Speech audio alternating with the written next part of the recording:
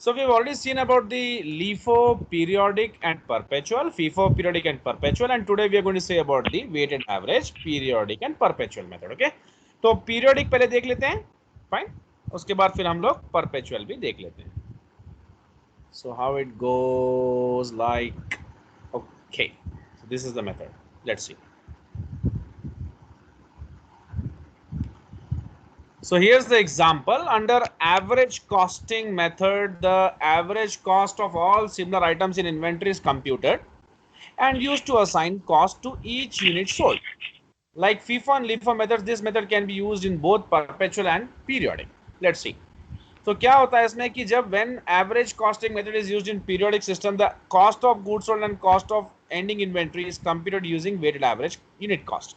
तो उसको हम वेटेड एवरेज में करते हैं, सिंपल एवरेज में नहीं करते हैं. वेटेड एवरेज मतलब आप उसका एक तरीके से कोई भी चीज़ का मतलब उसका वेटेज दोगे आप, उसमें वेटेज के हिसाब से आप करोगे, ठीक है ना. वेटेज किसी भी चीज़ का हो सकता है, रैंकिंग हो सकता है, कुछ भी हो सकता है. लेट्स सी द प्रोसीजर कैसे होता है and will go ahead. So इसमें weighted average cost unit cost is computed using the formula. आप वेटेड एवरेज यूनिट कॉस्ट निकाल सकते हो, एक फॉर्मूला है उसका.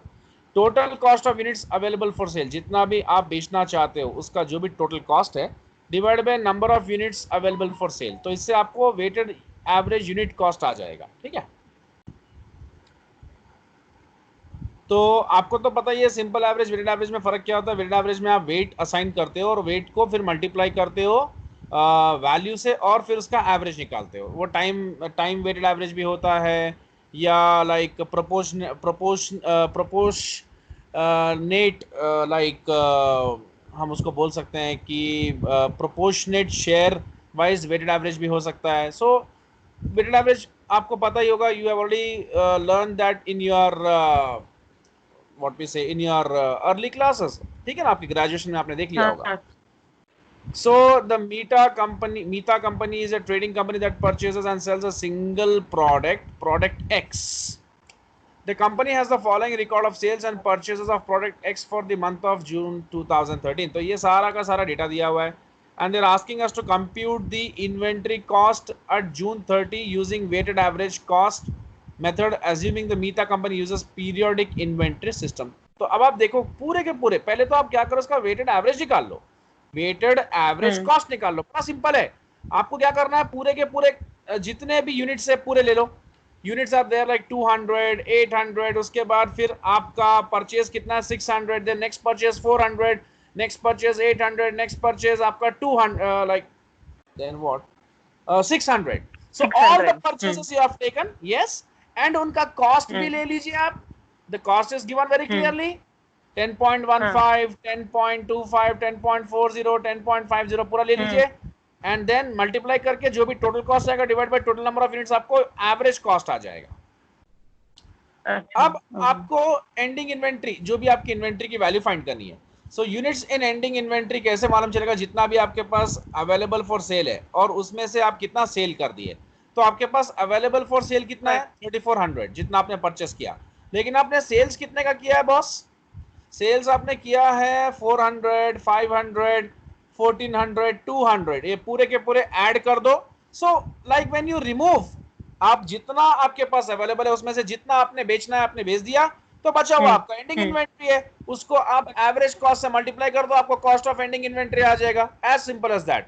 This is in the weighted average cost method. Please check this once, then I will move forward for the perpetual system. Yes sir एक बार नीचे करना स्क्रीन से. Okay okay yes. सर ये cost of goods sold 2500. Let us first only restrict ourselves to ending inventory. अभी मैं ending inventory के बारे में बताया. अभी कॉस्ट तो आपको पता ही है कि opening stock plus purchases minus closing stock, बस. तो अब आपका एंडिंग इन्वेंट्री जब आ गया है तो आपका फिर कॉस्ट ऑफ गुड्स सोल्ड भी आ जाएगा. होपफुली आई थिंक उसने नीचे फाइंड किया है क्या, नहीं मतलब ऊपर ही किया है शायद उसने कहीं. तो ओपनिंग इन्वेंट्री आपका कितना है 200 है इंटू 10 इंटू आपका एवरेज कॉस्ट क्या है वही लेना है आपको. अच्छा, कॉस्ट ऑफ गुड्स सोल्ड हम वैसे भी फाइंड कर सकते हैं. कॉस्ट ऑफ गुड्स सोल्ड कैसे फाइंड करेंगे, सी आप कभी भी याद रखिए, मैं बताता हूं आपको. देखिए ये है आपका सी 3400 आपके पास अवेलेबल है यूनिट्स, ठीक है, ठीक है। इसमें से आपके पास ये क्या है, आपका 3400 ये आपके पास अवेलेबल फॉर सेल है, यानी इतना आपने परचेस किया है, ठीक है ना, यानी परचेस किया है।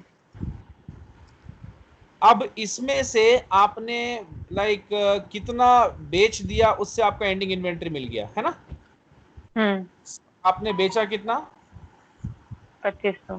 2500 आपने बेच दिया ना। हाँ तो सर। ये 2500 आपका जो आपने बेच दिया, इसको हम बोलेंगे सेल्स। तो मैचिंग कॉन्सेप्ट के हिसाब से आप कॉस्ट भी इसी का लोगे, ठीक है, आप कॉस्ट भी इसी का लोगे। तो अब जब इतना आपके पास है और इतना आपने बेच दिया, यानी आपका कॉस्ट ऑफ सेल्स आपका जो भी होगा वो 2500 यूनिट्स के हिसाब से होगा, उसका सेलिंग प्राइस जो भी होगा वो हमको पता नहीं है, बट कॉस्ट का तो हमने एवरेज कॉस्ट निकाल रखा है ना। हाँ सर। सो आप कितना, मतलब कितना बेच रहे हो आप, 2500, इसका सेलिंग प्राइस अगर सपोज 50,000 है for example, cost of goods sold आप कितने का लोगे, 2500, जितने का बेच रहे हो उसका सेलिंग प्राइस ये है, तो उसका कॉस्ट भी तो हमारे पास होना चाहिए ना। सपोज कॉस्ट 45,000, तभी तो प्रॉफिट आएगा ना आपको। हाँ सर। तो कॉस्ट कैसे मालूम करेंगे आप, इसका कॉस्ट तो आप डिराइव कर चुके हो एवरेज कॉस्ट के तौर पे 11 पॉइंट समथिंग। तो इसीलिए हमारा कॉस्ट ऑफ गुड्स सोल्ड हम किस पे देखेंगे, कितने यूनिट्स पे देखेंगे, जितना मैंने बेचा है that's it, 2500 as per the matching concept.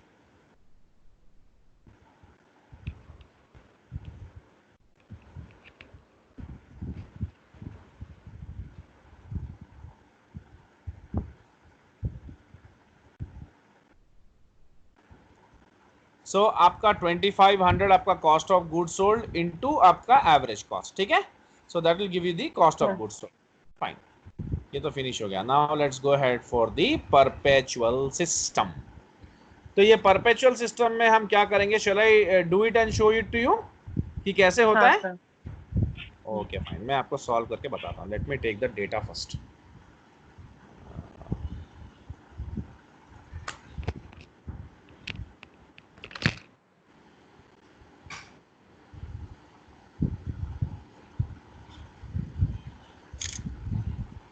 Okay,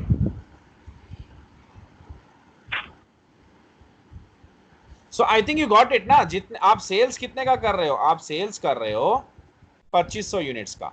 इसका सेलिंग प्राइस आपको पता नहीं है, जो भी होगा मल्टीप्लाई करेंगे तो आपको सेल्स का वैल्यू आ जाएगा। लेकिन ये जितने का सेल्स कर रहे हो उसके हिसाब से उसका कॉस्ट भी तो मैच करना पड़ता है। तो कॉस्ट भी आप कितने यूनिट्स का मैच करोगे, 2500 का। तो यही आपके कॉस्ट ऑफ गुड्स सोल्ड में आएगा ना। और इसका कॉस्ट हाँ तो आप सर। डिराइव कर चुके हो 11 पॉइंट समथिंग, मल्टीप्लाई कर दो आपको कॉस्ट आ जाएगा, that's it. Got my point what I am saying? हाँ सर। Sure, okay. हाँ sir. Let's go with the weighted average perpetual system.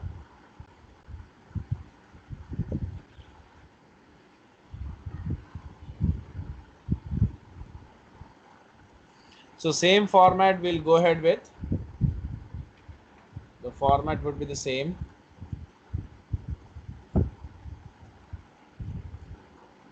Date,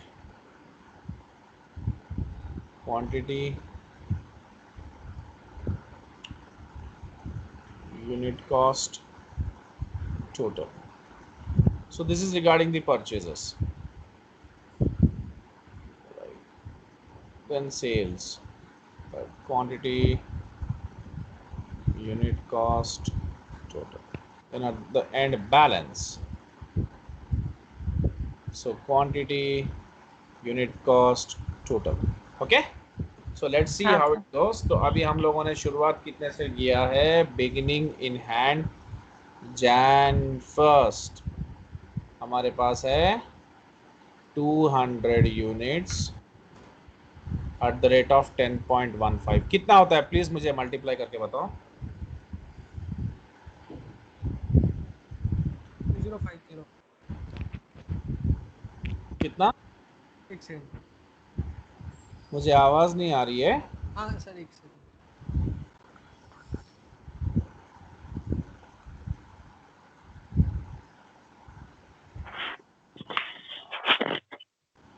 come on fast. 2030 sir.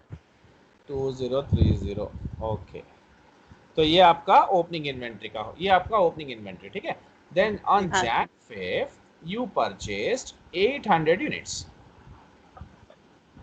Eight the rate of sorry 10.25। तो मुझे फटाफट इसका value बताना, मैं इसको तब तक ब्रॉट डाउन। 1000 सर, 1000। हाँ ठीक है, 10.152030। तो ये मेरा ओपनिंग बैलेंस था जो Jan 5th के दिन वापस से ब्रॉट डाउन हो जाता है, और ये मेरा इसको डायरेक्टली क्या होता है। सर सॉरी 8200 है सर, 1000 नहीं। अब मैं क्या करूंगा, इसको डायरेक्टली इसको क्या करूंगा, ऐड। ऐड कर दूंगा, ठीक है ना। तो मुझको पहले से ही सॉरी मुझको पहले से ही ऐड कर देना था, इसको ऐड करके लिख देना था, ठीक है। मैं यहाँ पर ऐड करके लिख के वैल्यू बता देता हूँ। 800 10.25 8200, ठीक है। तो ये मेरा जो होता है ये 1000 हो जाता है। ये इसका इसका कितना हो रहा है बोलो। सर सर ये 10,000 स्क्रीन दिख नहीं रही है। अच्छा 10,230।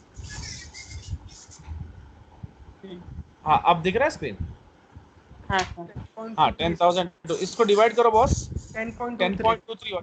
हाँ ठीक हाँ। है 10.23, ये आपका एवरेज हो गया, ठीक है।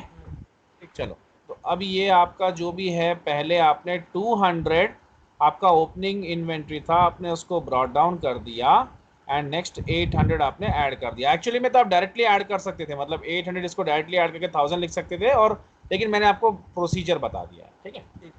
अब मैं Jan 7 को सेल कर रहा हूँ। सर ये 10.15 और 10.25 ऐड किए हो क्या?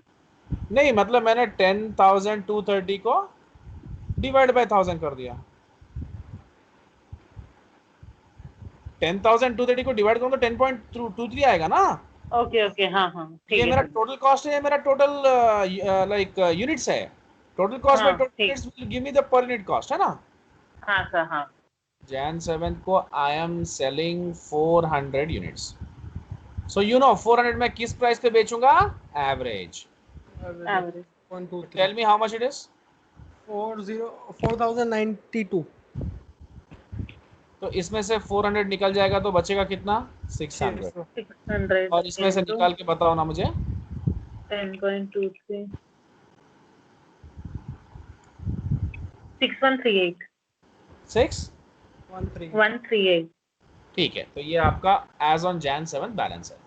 Jan 12 को आप वापस से परचेज कर रहे हो, तो फिर मैं वही करूंगा, इसको क्लोज करके ब्रॉट डाउन कर लूंगा ताकि थोड़ा सा इजी लगे। और ये भी Jan 12 के दिन 600 यूनिट्स आई एम परचेजिंग, वो भी मैं उसको आपको करके बता दूंगा। Tell me the value. 6240।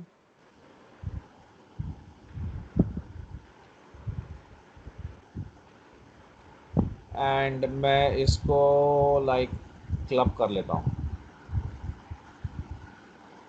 Can you tell me the total of this and हाँ एंड सर, 12378। 1 2 378। सर 10.315 डिवाइडेड करें तो। हाँ 10.315। 10 315।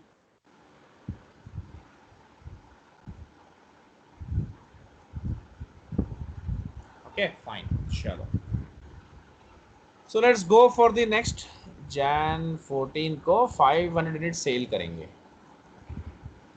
Eight the rate of 10.315। Please बताना मुझे कितना होगा। 5157.5। 51 57.5।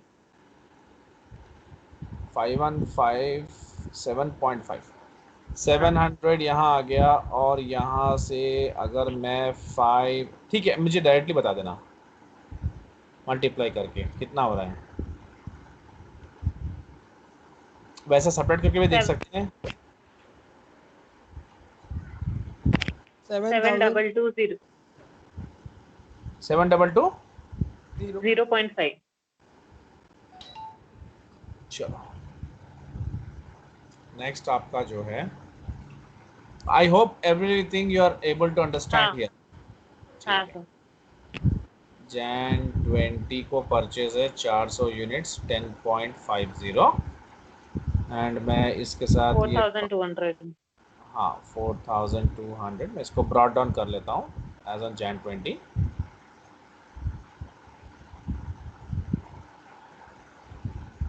एंड इसको 400 ऐड कर देते हैं 10.38 आता सर। तो ये आपका जो भी हुआ 1100 ठीक है 10.38। हाँ ये कितना होगा बॉस 10.38 सर। हाँ ठीक है नहीं 10 नहीं, इसका टोटल बता दो ना मैं यहाँ पर कैलकुलेशन करके दिखा देता हूँ 11420.5. 11420 420.5. अच्छा तो 11420.5 डिवाइडेड बाय 1100 करेंगे तो कितना आएगा 10 पॉइंट 10.38। 38. चलिए तो ये हो गया एंड इसको भी हम अंडरलाइन कर देंगे नेक्स्ट वन अब नेक्स्ट क्या करना है हमको Jan 20 is done and again you have a purchase तो फिर हम इसको फिर क्या करेंगे Jan 25 का जो परचेज है 800 एट द रेट 800. ऑफ 10.70 कितना होता है 8560. 8560 सो 8 इसको ब्रॉड डाउन कर लेंगे फिर इसको ब्रॉड डाउन करके फिर ऐड करेंगे 1100 plus 800 and 10.70 and 11420.5 and sorry this was 10.38 3. 10.70 how much it is like 8560 can you tell me like ये कितना हो रहा है 1900 हाँ सर, ये कितना हो रहा है 19,980 सर। 19,980 and इसका डिवीजन कर देते हैं 0.5. हाँ 19980.5. 19980.5 हाँ ठीक है डिवाइड करके बताओ कितना हो रहा है 10.51. 10.51 okay and then now sales है 1400 का एंड सेल्स है 200 का एंड फिर परचेस का बड़ा प्रॉब्लम है दिमाग खराब एंड जैन 26 को फिर से सेल्स है 1400 एट द रेट ऑफ 10.51 ही करेंगे वैल्यू बताना प्लीज हाँ सर, 147। 147. हाँ 147 सर। 14 14714. 14. तो हाँ 500 इंटू 10.51 बताना कितना होता है सर वो 147.14 है सर। 47 0.14। यार कैसे होगा यार 1400 10.51 कितना होता है 1400 into सर, 10.51। 0.51 सही है सर, 14714. Sorry sir. वही बोल रहा हूँ कोई बात नहीं यार कोई बात नहीं हाँ। हाँ मल्टीप्लाई करके इसका value 5255 sir, 5255. Okay Jain 26 Jain 28 हमारा सेल्स हो रहा है फिर से 210.51 से फिर से ठीक है तो यहाँ पर 2102. हाँ 10.51 2102 02. नहीं नहीं यहाँ तो 2102 यहाँ पर कितना होगा 3 टोटल है 735।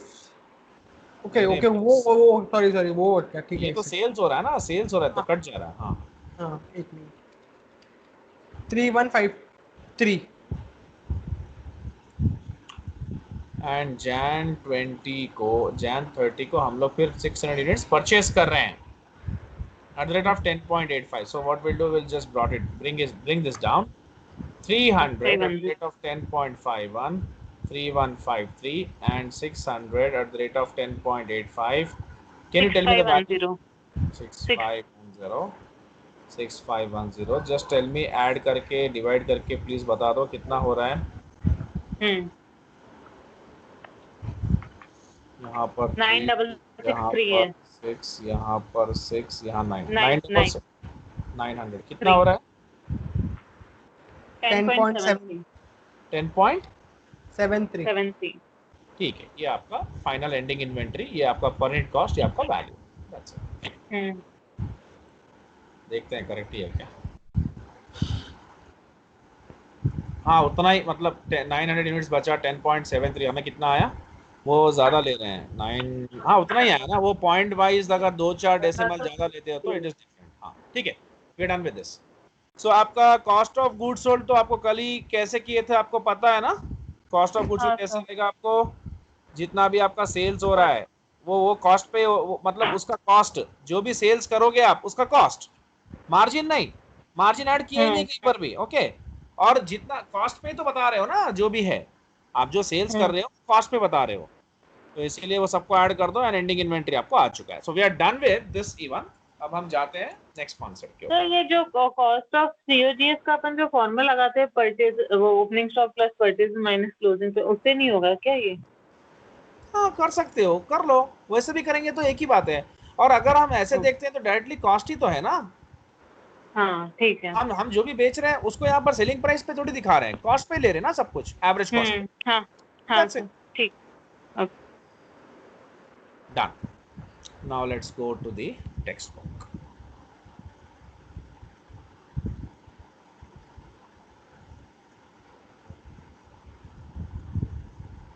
ये ग्राफ समझ लो, बहुत सिंपल सिंपल सा है।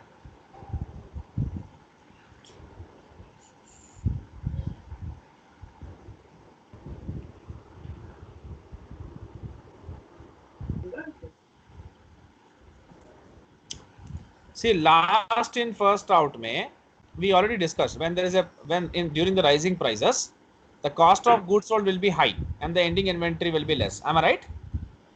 Yes, sir. हाँ sir. So as the time passes, the latest inventory will be having a higher price. समझ में आ रहा है, तो हाँ इसीलिए हाँ cost of goods sold rising दिखा रहा है और एंडिंग इन्वेंटरी कम दिखा रहा है। ठीक है, हाँ सर।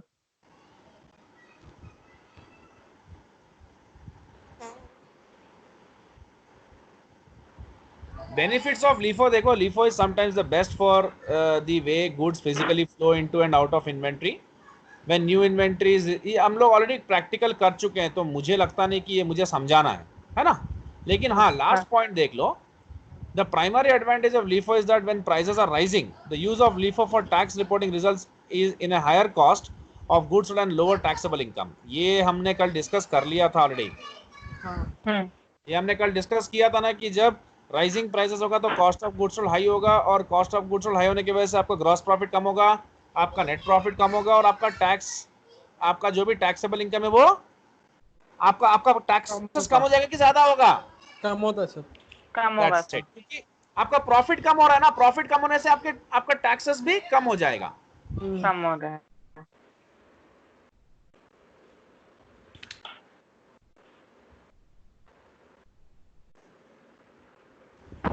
मैंने कल आपको क्या बताया था, जब आपका कॉस्ट, जब आप LIFO मेथड देखते हो, आई हैव ऑलरेडी शोन यू। देखो अभी यहाँ पर एक बॉक्स है, वो बॉक्स को मैं एज इट इज डिस्कस करता हूँ, ठीक है। और ये थर्ड पॉइंट आपको क्लियर हो गया ना, तो देखो कैसा हाँ है। सर। सी LIFO में राइजिंग प्राइसेस में cost of goods sold high होगा, एंडिंग हाँ, इन्वेंट्री एंडिंग लेस इन्वेंटरी लो होगा। एंड ग्रॉस प्रॉफिट भी लेस, ग्रॉस प्रॉफिट भी आपका लेस होगा। ग्रॉस प्रॉफिट लेस होगा तो नेट प्रॉफिट लेस होगा, नेट प्रॉफिट लेस होगा तो टैक्स भी टैक्स आपका कम हो जाएगा। ठीक है ना, टैक्सेबल कम इनकम ही है होगा। ना ये, तो इस पे टैक्स भरना है तो टैक्स भी कम हाँ भरोगे। सर। और FIFO में इसका पूरा रिवर्स रहेगा, cost of goods sold less रहेगा, एंडिंग इन्वेंट्री हाई रहेगा, ग्रॉस हाई। प्रॉफिट मतलब नॉर्मल रहेगा, जो भी नॉर्मल रहेगा, नेट प्रॉफिट हाई रहेगा, और टैक्स भी आपका आप ज्यादा ही पे करोगे, क्योंकि ज्यादा बता रहे हो ना, आप हाँ बता सर। नहीं रहे हो, ये नेचुरली जैसा है वैसा ही होगा। ठीक है, हाँ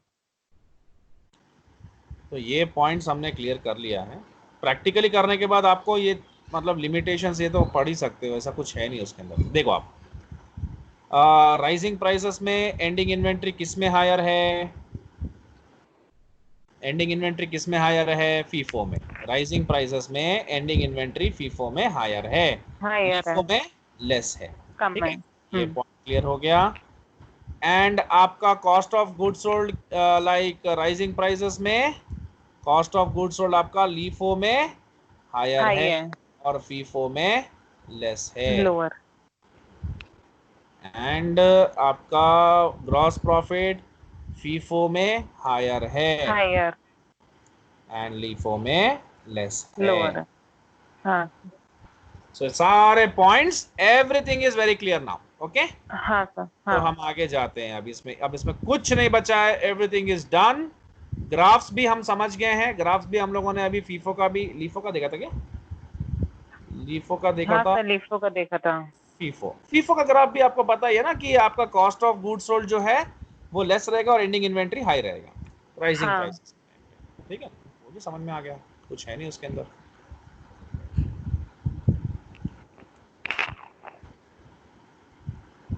नाउ फिजिकल इन्वेंट्री काउंट। तो what you mean by physical inventory count? आप खुद काउंट कर रहे हो, आप खुद, आप फिजिकली जाके आपके शॉप में जितने बॉक्सेस हैं पूरे के पूरे काउंट कर रहे हो, और उसका एक वैल्यू भी आप काउंट करते हो, और आप जो रिकॉर्ड करते हो। सपोज मैं 1000 बॉक्सेस है मेरे पास, सपोज एक्चुअली में लाइक मैंने 1000 बॉक्सेस मेरे बुक्स में दिखा रखा है, ठीक है? 1000 boxes eight the rate of 10 rupees, कितना हो जाएगा? 10,000। This is the cost of boxes, sorry. लेकिन जब मैं फिजिकली उसको काउंट किया तो मेरे पास निकला 800 बॉक्सेस। कितना निकला? 800। हाँ। तो अब आप क्या बोलते हो कि ये आपका एरर है या नहीं है? एरर है। आप फिजिकली काउंट किए हुए पे भरोसा करोगे या रिकॉर्ड किए हुए पे भरोसा करोगे? फिजिकल पे। आपने रिकॉर्ड किया 1000 बॉक्सेस, लेकिन फिजिकल काउंट किया तो 800 बॉक्सेस, जिसका कॉस्ट होना चाहिए 8,000 रुपए। तो आप 8,000 का कितना बता रहे हो? 10,000। ठीक है, ठीक है। तो आपको क्या करना पड़ेगा? आपको क्या करना पड़ेगा? कम करना इसको पड़ेगा। एडजस्ट करना पड़ेगा। तो वही चीज यहां पर देखना है हमें कि at the end of the year a company undertakes a physical inventory count in order to determine the number of units on hand of each item as of the year end. Once a company knows how many units are actually on hand, it will use its inventory method to determine the cost of those units. ठीक है? So the result of calculation is recorded. मतलब आप ये क्या देख रहे हो? Ending inventory देख रहे हो। You are looking from the perspective of ending inventory. पूरे साल का बिजनेस हो गया, उसके बाद आप देख रहे हो आपके खुद कॉस्ट फ्लो अजम्पशंस के हिसाब से कि कितने आपके पास बॉक्सेस एक्चुअली में मतलब लाइक आपने जो रिकॉर्डिंग किया है वो ये है। अब आप कॉस्ट फ्लो अजम्पशन से भी देख रहे हो कि एक्चुअली में कितना होना चाहिए आपके पास। ठीक है? सो देखो यहां पर, to determine the cost of those units, the result of calculation is recorded in the financial statements because it is actual inventory balance. So after the inventory count is made, the company will need to make an adjusting journal entry so that the balance sheet reflects the true inventory balance. ठीक है ना? आप मतलब जो भी होगा आप actual में जो है वही बताना चाहोगे। So if the actual inventory count is less than the accounting records indicate, मतलब अगर आपका एक्चुअल इन्वेंट्री काउंट कम है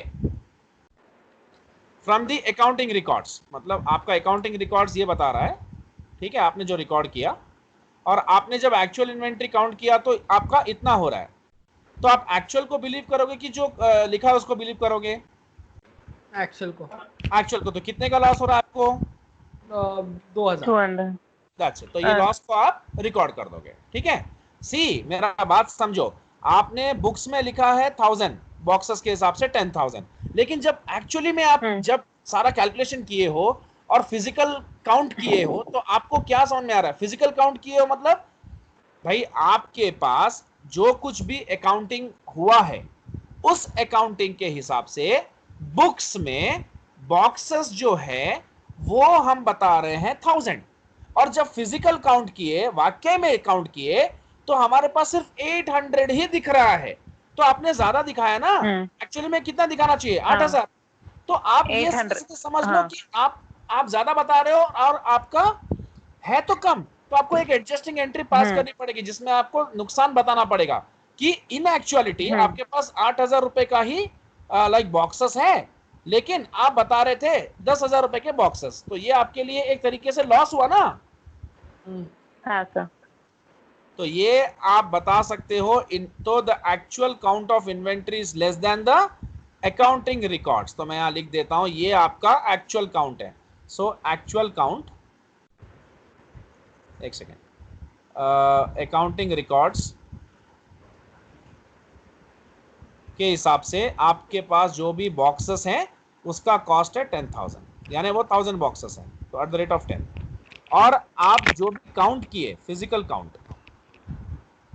फिजिकल काउंट में आपके पास निकले 800 boxes eight the rate of 10, तो वो 8,000 के हैं। तो डेफिनेटली आप एक्चुअली में आपका ये है, लेकिन आप बता इतना रहे हो, तो देखा जाए तो आपको ये प्रॉफिट हुआ कि लॉस हुआ?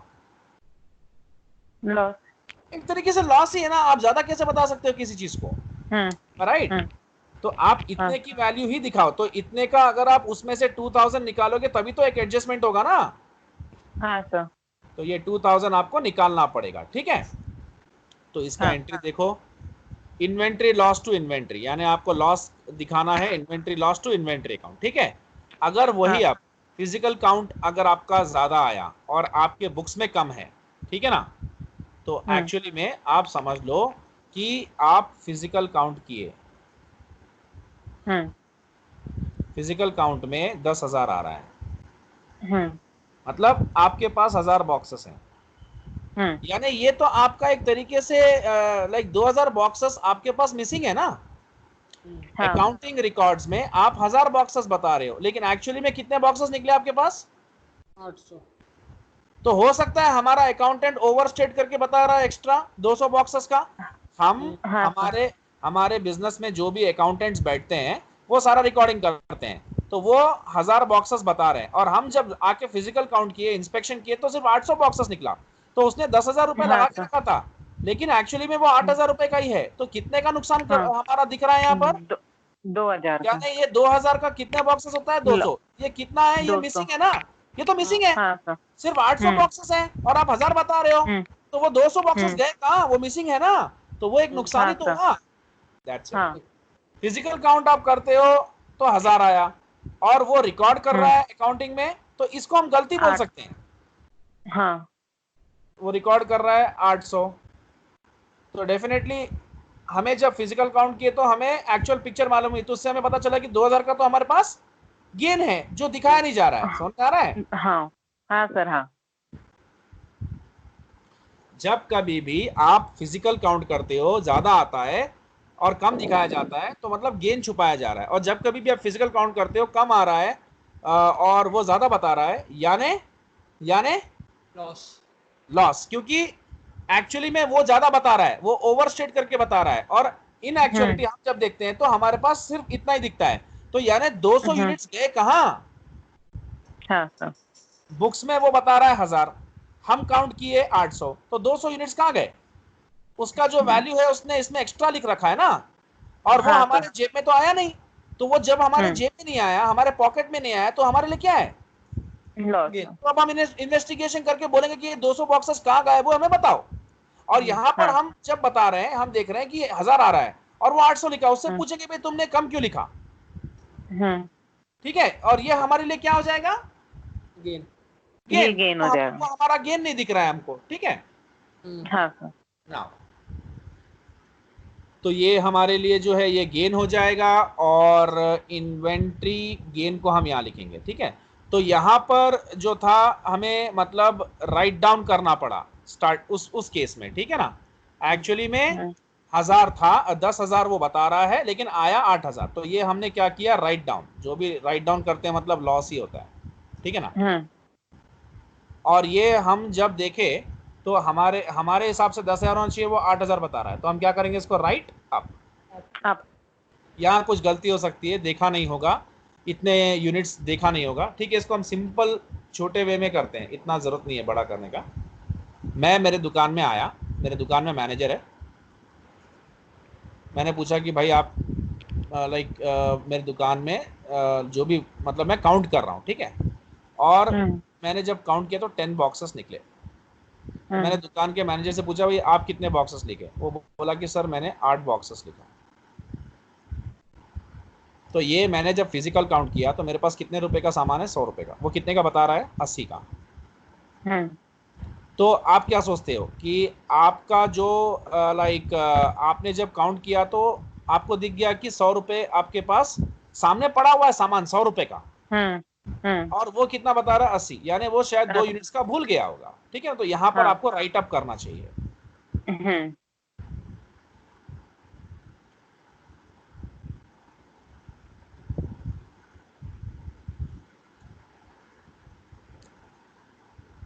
ठीक है ना? तो आपका जो भी है 20 रुपए का गेन आपको नहीं दिख रहा है, विजिबल नहीं, हम उसको बोलेंगे ठीक कर दो। अब फिर दूसरे केस में हम आए और हमें दिखा 8 बॉक्सेस सिर्फ, और वो लिखा 10 बॉक्सेस। ठीक है, ऐसे लिख देते हैं, मतलब 10 बॉक्सेस उसने लिखा और 8 बॉक्सेस हमने काउंटिंग में पाया। शुरुआत में क्या है? ये फिजिकल काउंट था और ये बुक्स में था। अभी क्या है? ये बुक्स में है, ये फिजिकल काउंट है। हम जब काउंट किए तो हमें 8 बॉक्सेस दिखा, यानी हमें सिर्फ 80 रुपए का सामान दिखा, और वो कितना लिख रखा है? 100। यानी ये भी गलती हो सकती है, या मतलब हो सकता है कि ये कहीं बेच के हमारा प्रॉफिट खा ले रहा है। तो अगर वो प्रॉफिट बना रहा है तो हमारे लिए लॉस है ना? हाँ सर। या हमारा अगर वो नहीं लिखता है तो हमें इस 2 बॉक्सेस का, अगर वो ये 2 बॉक्सेस का नहीं लिखा है फॉर एग्जांपल, तो उससे हमें वो 2 बॉक्सेस का पैसा तो नुकसान हो रहा है। इन बुक्स तो वो ज्यादा बता रहा है, लेकिन एक्चुअलिटी में तो नुकसान ही है। हाँ सर। That's it. तो हमें राइट डाउन करना पड़ेगा इसको। ठीक है,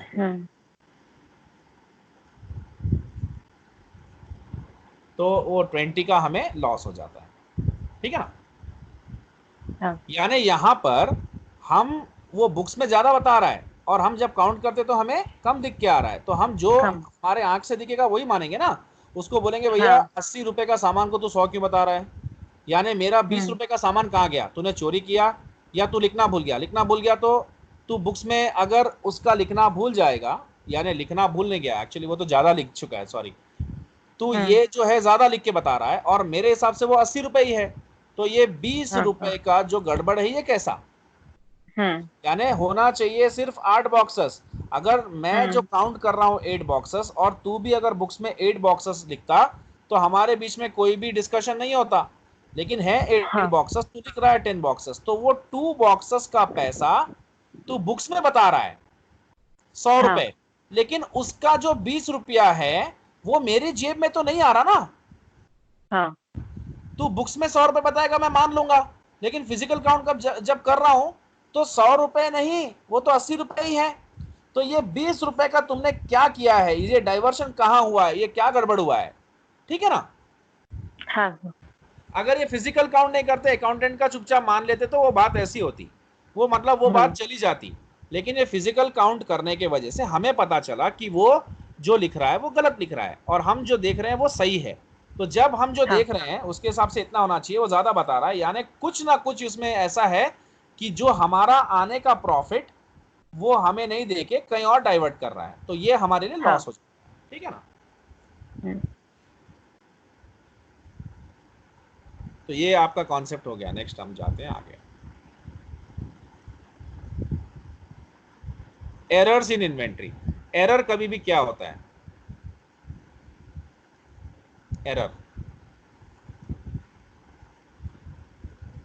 एरर ये होता क्या है?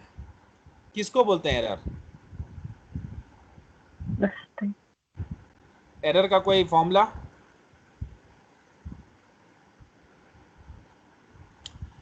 एरर कुछ नहीं है, हम एक्चुअल जो भी है,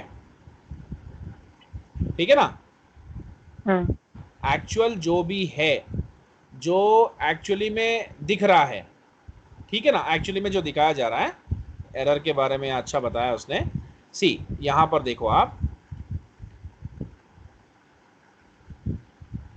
एक second,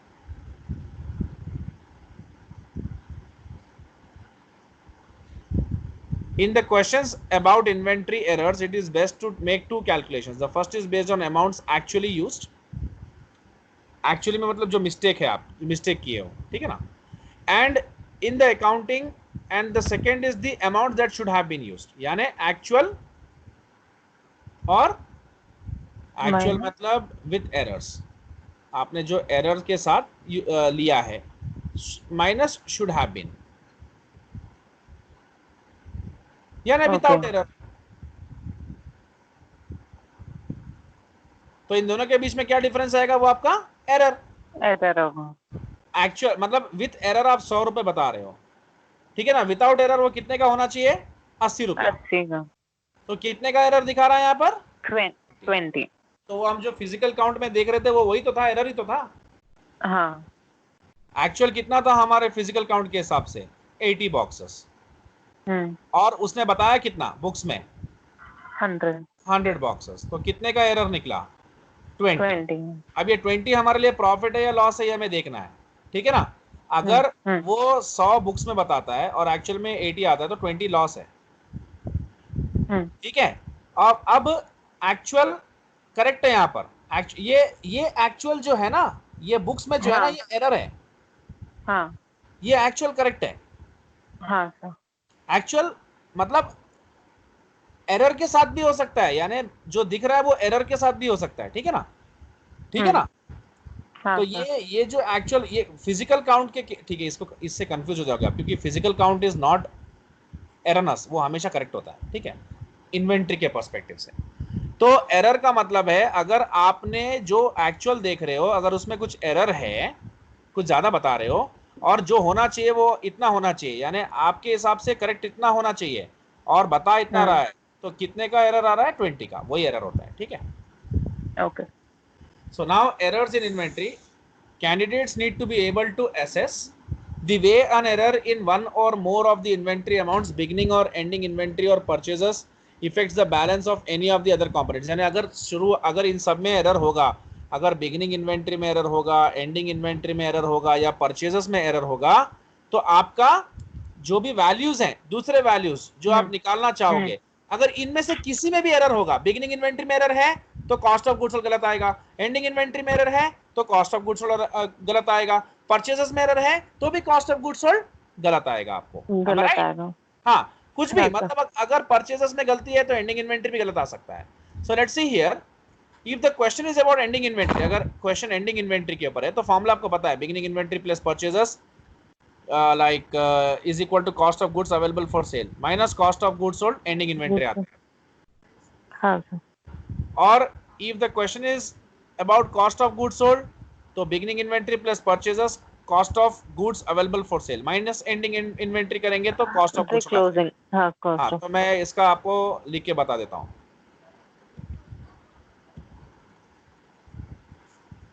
ending inventory, cost of goods sold, ठीक है। हाँ sir. So what they are saying, beginning inventory plus purchases, beginning inventory या opening inventory plus purchases, तो क्या हो जाएगा, ये cost of goods available for sale।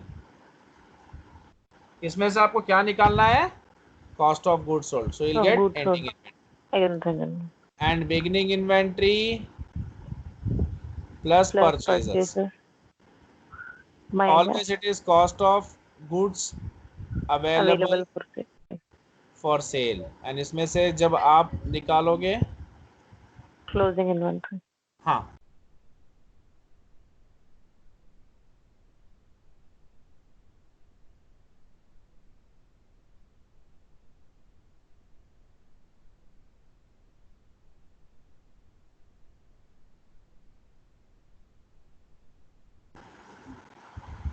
so cost of goods available for sale minus ending inventory करेंगे तो cost of goods sold आ जाएगा, ठीक है। हाँ sir.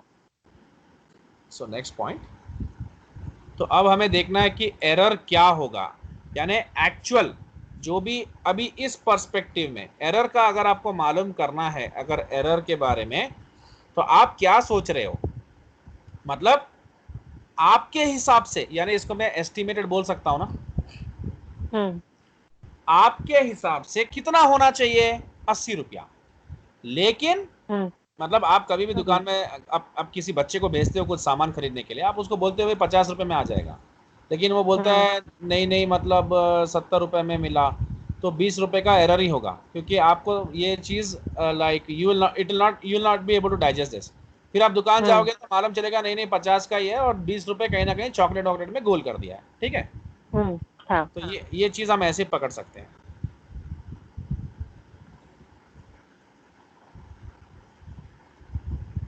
So let's see this question. Medina company completed its physical inventory count at the end of 2008 and adjusted the accounting records accordingly. As a result, on January 1st, company's beginning inventory was 1,50,000. आप देख लो यहाँ पर beginning inventory दिया है और 5,25,000 purchases दिया हुआ है, ठीक है। एंडिंग इन्वेंटरी भी दिया हुआ है, ये कॉस्ट ऑफ गुड्स सोल्ड आ गया। लेकिन देखो, मेडिना company completed physical inventory count, यानी उसने खुद ने फिजिकल इन्वेंट्री काउंट किया है। प्लीज समझना, ये आप जाके अपना आप ये ओरिजिनलिटी होती है, क्या होती है? ओरिजिनलिटी। हाँ, तो ये एक्चुअली में उसने जाके फिजिकल काउंट किया है। अच्छा, फिजिकल काउंट में भी गलतियां हो सकती है, नहीं हो सकती बोल के मैं नहीं बोलूंगा आपको। हो सकता है आप कोई चीज भूल गए होंगे काउंट करना, कोई चीज आपने मतलब जल्दीबाजी में काउंट नहीं किया होगा, कुछ भी हो सकता है। एरर मतलब गलतियों से होती है, ठीक है। So Medina company completed its physical inventory count at the end of 2008 and adjusted the accounting records accordingly. As a result, on Jan 1st, the company's beginning inventory was this much. ले लिया हम लोगों ने, cost of goods sold find कर लिया।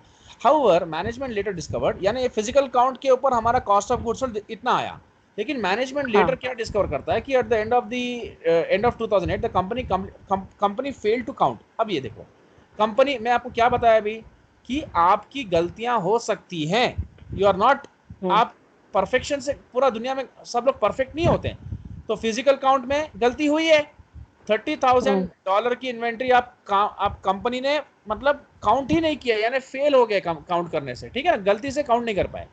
So Medina also discovered that purchases were overstated by 18,000, यानी purchases आप गलती से ज्यादा लाइक दिखा रहे थे, एक्चुअली में नहीं होना चाहिए। एंड क्योंकि कुछ परचेजेस रिकॉर्ड हो गए ट्वाइस, और एंडिंग इन्वेंट्री जो है वो भी आपने 15,000 से ज्यादा बताया। तो आप क्या करोगे, अब जो आपने किया वो गलती किया, उसको सही करके एरर निकाल लो।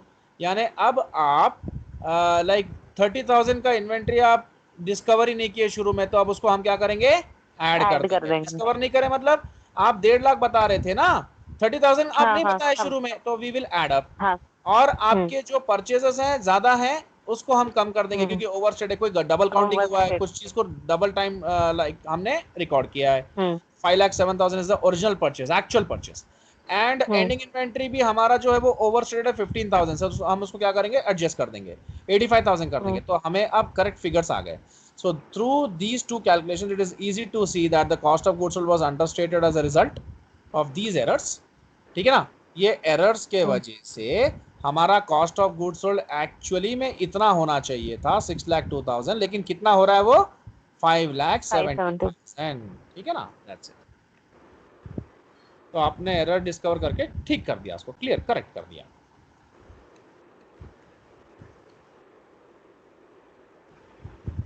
नेक्स्ट पॉइंट,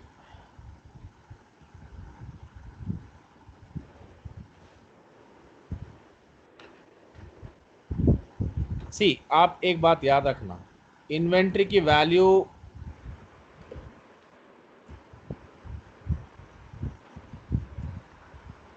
आप एक इन्वेंट्री 100 रुपए में खरीदे, ठीक है, तो आप इसको बेचोगे ज़्यादा में, लेकिन अचानक से 1 साल के बाद इसकी वैल्यू 20 हो गई, तो क्या करोगे आप, इसका 80 राइट डाउन कर दो, क्या करोगे, राइट डाउन। तो ये आपको लॉस हो गया, ठीक है ना, समझ में आ रहा है। हाँ सर। तो अब आप एक बात याद रखो कि आप इन्वेंट्री को वैल्यू कैसे करोगे, वैल्यूएशन ऑफ इन्वेंट्री, यानी आप उसको खरीदते बैलेंस शीट में दिखाते हो, एम आई राइट। हाँ सर। तो बैलेंस शीट में दिखाते हो तो एक रूल आप हमेशा फॉलो करना, अगर आप स्टेटमेंट्स में अगर दिखाते हो, just a second,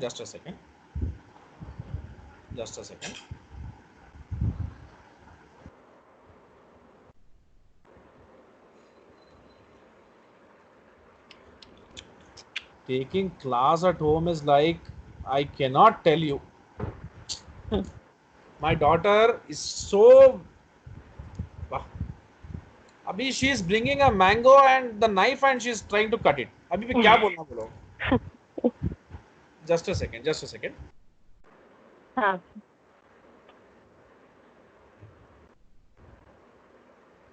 Let me just inform. एक second. She is bringing a knife. Cut कर रही है वो. क्या कर रही है? अरे सबर ही नहीं है थोड़ी देर का। अम्मा.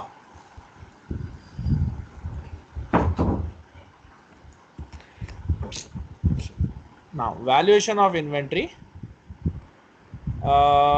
देखो lower of cost and NRV का रूल आया, ठीक है ना? हाँ तो ये IFRS के हिसाब से और US गैप के हिसाब से, दोनों के हिसाब से एप्लीकेबल है। लोअर ऑफ कॉस्ट और एनआरवी का मतलब क्या होता है? यानी आप कभी भी इन्वेंट्री को अगर रिकॉर्ड करोगे तो इन दोनों में से जो कम होगा ना उसी पे रिकॉर्ड करोगे, वही आपके लिए प्रूडेंट होगा। प्रूडेंट यानी वाइस। कैसे? सपोज मैं कोई चीज 100 रुपए में लिया, उसकी वैल्यू 80 हो गई, तो आप क्या सोचते हो? आप उसको 100 रुपए में, सॉरी, उसकी वैल्यू 20 हो गई, तो आप उसको 100 रुपए में दिखा सकते हो? नहीं, कितने में दिखाओगे? No. 20। क्योंकि 20 ये उसकी एक्चुअल वैल्यू है। अगर आप इसको 20 में नहीं दिखा के 100 में दिखाओगे तो ये हो जाएगा ओवर स्टेटमेंट। यानी आप गलती कर रहे हो। बैलेंस शीट में आप ओवर स्टेट करके नहीं दिखा। कोई भी चीज आपको ओवर स्टेट अंडर स्टेट नहीं करना है, उसकी एक्चुअलिटी के हिसाब से आप उसको एडजस्ट करना है।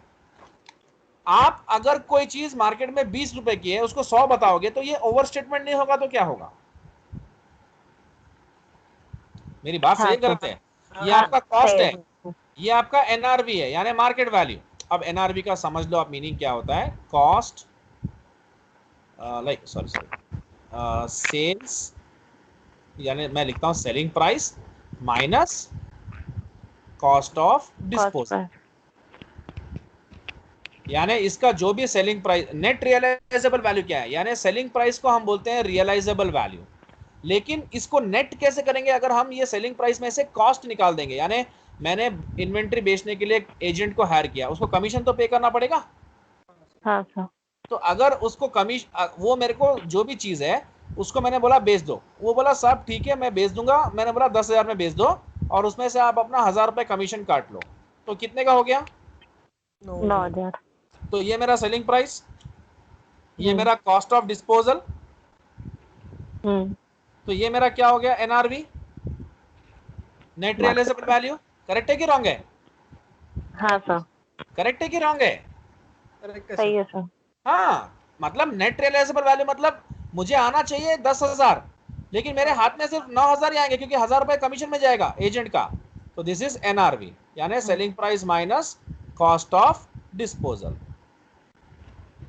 तो अब आप मेरे को एक बात बोलो, मैं 100 रुपए का मेरा जो भी है मैंने खरीदा, ठीक है? हाँ ठीक है। ठीक है। अब इसको मैं जब बेचने के लिए बोलूंगा तो मुझे मिलेगा सिर्फ 20, तो क्या आप सोचते हो कि मैं उसको 100 में दिखा सकता हूं? क्या ये प्रूडेंट होगा? कैसे दिखाएंगे? नहीं दिखा सकते। कोई चीज जिसकी वैल्यू है ही नहीं मार्केट में, उसको आप वैल्यू क्रिएट करके दिखाओगे तो फेक दिखेगा, वो करेक्ट नहीं है, ये एक ओवर स्टेटमेंट। तो इसीलिए हमें क्या करना पड़ेगा? उसकी मतलब ये हमारा है कॉस्ट, ये हमारा है एनआरवी, तो अब क्या हो जाएगा? लोअर ऑफ कॉस्ट और एनआरवी। तो लोअर कौन सा है? 20। तो ये हो गया ना रूल। तो आप कितने में बताओगे? 20। क्यों बताओगे 20 में? 100 में बता सकते हो क्या? नहीं बता सकते हो। और कैसे बताओगे? कोई चीज की वैल्यू मार्केट में आपको मिलेगी नहीं, तो उस चीज की वैल्यू आप उतनी कैसे दिखाओगे? ये सिर्फ इन्वेंट्री के लिए एप्लीकेबल है। Please don't take it for tangible assets and intangible assets. समझ में आ रहा है? हाँ सर। इन्वेंट्री के लिए क्यों एप्लीकेबल है? इन्वेंट्री ऐसा एसेट है जो इमीडिएटली कैश में कन्वर्ट हो सकता है। तो 100 रुपए में अगर आपके पास कोई बॉक्स 100 रुपए में आप लेके आए और मार्केट में बेचने जा रहे हो, अगर इसमें कुछ डैमेज वैमेज भी हो गया फॉर एग्जांपल, तो आपको कोई 20 रुपए देगा, तो आप क्या 100 दिखाओगे कि मतलब आप उसको कितने में वैल्यू करोगे? 20 में करोगे कि 100 में दिखाओगे? That's it. 20 में बता सकते हो। हाँ। नाउ अब दूसरा पॉइंट, 100 रुपये का है। अब इसको हम मतलब अब ये मार्केट में 120 का हो गया, ठीक है ना। हाँ सर। ये है आपका NRV, ये है आपका कॉस्ट। तो आप कितने में बताओगे अब इसको? 120। कैसे? 100 सर, क्यों? क्योंकि आप जो रूल दिए थे ना, लोअर ऑफ एनआरवी और कॉस्ट। हाँ वो रूल तो ठीक है। अभी अगर हम इसको बेचने गए नहीं, ठीक है ना, इसको तो बेचने नहीं गए ना हम लोग, हम बेचेंगे तो इसका प्रॉफिट हमें रियलाइज होगा, तब जाके हम इसको बताएंगे। लेकिन जब इसको हमको तो इसको अपने बुक्स में दिखाना है। बुक्स में कभी भी आप इसको किस पे दिखाओगे? कॉस्ट पे दिखाओगे कि NRV पे दिखाओगे, सेलिंग प्राइस पे दिखाओगे? कॉस्ट। हम 100 रुपए की चीज बाहर अगर 120 में बेच सकते हैं, ठीक है ना, जो भी मतलब उसमें मार्जिन ऐड करके, तो आप कभी भी एक बात याद रखो कि आप अपना क्लोजिंग इन्वेंट्री सेलिंग प्राइस पे दिखाते हो कि कॉस्ट पे दिखाते हो? कॉस्ट पे सर। कॉस्ट पे दिखाते सेलिंग प्राइस पे क्यों नहीं दिखाते हो? क्योंकि अभी तक आया नहीं ना सर कैश। क्योंकि ये बिका ही नहीं ना। जब तक बिकेगा नहीं तब तक आप कैसे इसको सेलिंग प्राइस पे दिखा सकते हो? ये एक ओवर स्टेटमेंट होगा कि नहीं होगा? होता सर। हाँ सर। अगर मैं मेरे जितने भी इन्वेंट्री है जो मेरे पास पड़ा हुआ है उसको सेलिंग प्राइस पे लिखना शुरू किया तो मेरा ग्रॉस प्रॉफिट बहुत ज्यादा ओवरस्टेट हो जाएगा। ये गलत है, ऐसा हो ही नहीं सकता।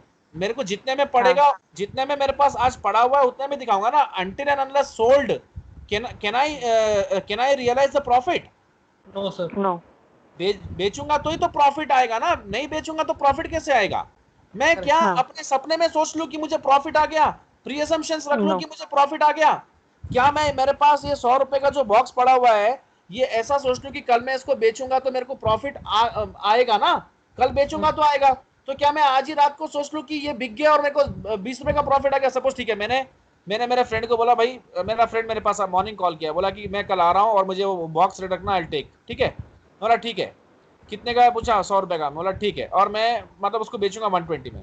तो क्या आज की रात ही मैं अपने बुक्स में 20 रुपीज ऐड कर लूं प्रॉफिट के तौर पे, या 120 पे दिखा लूं? नहीं। क्यों? No sir. कल हो सकता है वो मुझसे ना ले, कोई जरूरी नहीं है। तो इसीलिए फिर कौन सा रूल है वापस से, मतलब आपको एक्चुअली में बुक्स क्या बोल रहे हैं इतना सोचने की जरूरत नहीं है आपको। ये तो मैं हूं आपको ज्यादातर इसका थॉट प्रोसेस में लेके जा रहा हूं ताकि आप रटो नहीं कोई चीज। हाँ sir. You should not mug up things, you should think wisely. आप सोचो कभी भी, समझ में आ रहा है? हाँ सर। इस केस में देखो हर जगह प्रूडेंस आता है। यहां पर मेरा दोस्त बोलता है कि मैं आ रहा हूं रे खरीदने के लिए, मुझे तू रेडी रखना। तो ये मतलब 100 रुपए का है लेकिन उसमें कुछ डैमेज हो गया। तो आज मैं क्या किया, डैमेज हो गया तो मैं किसी को बेचने गया तो कोई आया मेरे पास, वो देखा सर ये तो डैमेज है, तो बोला ठीक है इसका कितना दोगे, 20 दूंगा बोल के बोलता। लेकिन मैं उसको नहीं बेचना चाहता, मैं मेरे फ्रेंड को ही देना चाहता हूं जो भी है। तो क्या मैं उसको 100 में दिखा सकता हूं? अब नहीं दिखा सकता हूं। तो वाइस यही होगा कि जितना मुझे मिल सकता है उतना ही। अच्छा यहां पर मुझे मिल सकता है इतना, लेकिन वो मिलने में टाइम लगेगा, या वो मिलना नहीं मिलना सर्टेन नहीं है। समझ में आ रहा है? हाँ सर। हाँ सर। इसीलिए लोअर ऑफ कॉस्ट और NRV रूल आया। यानी मेरे पास मेरा दोस्त कल लेगा कि नहीं लेगा वो मुझे पता नहीं है, वो 100% कंफर्म नहीं है। और जब कंफर्म नहीं है तो मैं 20 रुपीज का प्रॉफिट ऐड करके इसको सेलिंग प्राइस पे अपने बुक्स में नहीं लिख सकता, मैं कॉस्ट में ही लिखूंगा। ठीक है ना? क्योंकि प्रॉफिट बेचने पे ही आता है। नहीं तो मैं ब्रेक इवन में भी खुश हूं। ब्रेक इवन मतलब 100 रुपए मैंने लगाया, 100 रुपए में मैंने खरीदा, कल बेचूंगा 120 में, तो 20 प्रॉफिट आएगा। नहीं, अगर वो 20 प्रॉफिट आएगा वो एक्चुअल में मेरे हाथ में आएगा तभी माना जाएगा प्रॉफिट, नहीं तो मैं 100 में भी दिखा सकता हूं। तो 100 में दिखाऊंगा तो no profit no loss, no loss, no profit no loss. ठीक है ना? तो ऐसा समझा जाता है। इसलिए फाइनली इतने सारे एक्सप्लेनेशन के बाद, थॉट प्रोसेस के बाद, अब आपको सारा कॉन्सेप्ट क्लियर हो गया कि ज्यादा भी हुआ तो आप सेलिंग प्राइस के ऊपर अपने बुक्स में अपनी इन्वेंट्री नहीं लिख सकते, वो ओवर स्टेटमेंट हो जाएगा और ये गलत होता है। तो इसीलिए वहां पर कॉस्ट और NRV में डेफिनेटली कॉस्ट ही कम होगा और कॉस्ट पे दिखाओगे आप। यानी दोनों में कंपेयर, इसलिए बोलते हैं रट्टा नहीं मारना है, दोनों में जो कम होगा वही दिखाओगे। ठीक है ना? कॉस्ट ही कम हो रहा है। और जब 100 रुपए की चीज है उसका दाम उसमें वो अगर मार्केट में बेचे जाते हैं तो उसका 20 ही मिलता है, तो it is not wise and prudent कि आप उसको 100 में बताओ, उसको 20 में ही बताना पड़ेगा। ठीक है? क्योंकि अगर आप नहीं बताओगे, और एक बात याद रखना, कंजर्वेटिज्म प्रिंसिपल के हिसाब से आप लॉस को पहले ही रिकॉग्नाइज करना आपके लिए सबसे पहला पॉइंट होता है। समझ में आ रहा है मेरी बात? ये सब अकाउंटिंग के छोटे छोटे बेसिक्स है बॉस। कंजर्वेटिज्म के हिसाब से क्या होता है? You should always recognise the expenses when you incur it rather than when you pay. Okay आपके पेमेंट से मतलब नहीं है। अगर खर्चा इंकर हो गया तो बस समझ लेना है कि दिखा देना है। यानी आप अगर फिजिकली पे करोगे तो फिजिकली पे करने से वहां कोई मतलब नहीं होता है। जैसे आप आउटस्टैंडिंग का कॉन्सेप्ट सीखे हो ना, यानी मेरे पास एक वर्कर काम कर रहा है, उसका 10,000 महीने का सैलरी है, मैं उसको 1,20,000 पे करना है साल का एज पर द कॉन्ट्रैक्ट। वो मेरे पास 8 महीने 10 महीने काम किया, ठीक है, और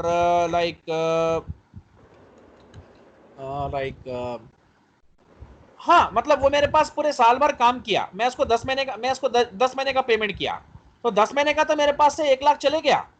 और बाकी के 2 महीने में मैंने पे नहीं किया, तो क्या मैं रिकॉग्नाइज नहीं करूंगा? नहीं सर, करेंगे सर। फिर नहीं तो देखो, ये एक्चुअली मैं उसको देना है 1,20,000, ठीक है, वो मेरे पास पूरे साल भर काम किया है। 10 मंथ्स का पेमेंट मेरा उसको चले गया है, मेरे अकाउंट से डेबिट हुआ है, उसके अकाउंट में क्रेडिट हुआ है।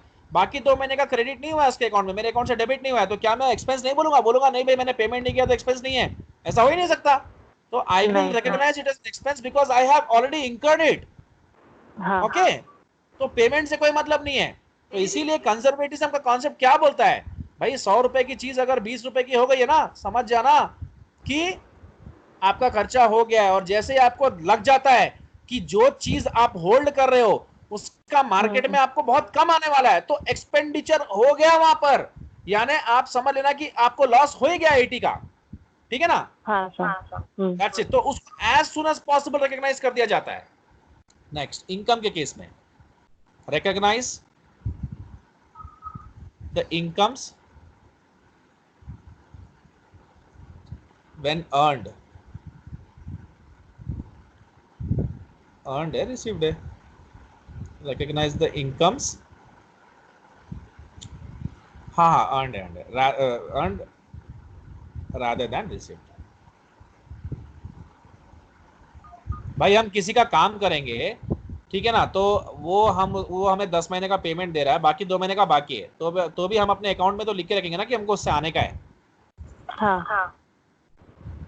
सो ये अर्नड होगा, रिसीव्ड होगा?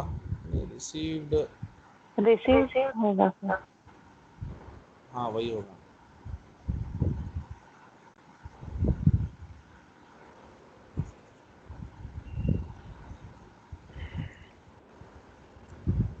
rather than earned, ठीक है, हाँ करेक्ट है, क्योंकि ये हमारे परफेक्ट बैठता है एग्जाम्पल से। यानी अभी अगर मेरे पास 100 रुपए की चीज है, कल मैं बेचूंगा तो मेरे को 120 रुपए आने का है, ठीक है ना?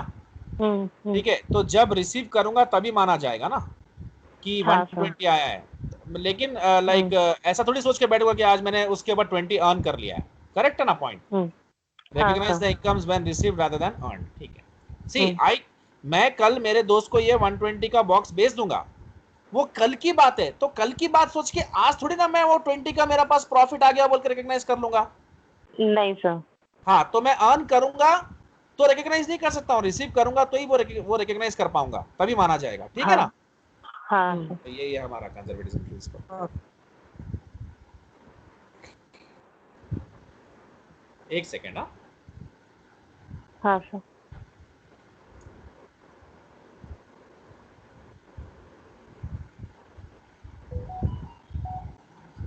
मैसेज आया है।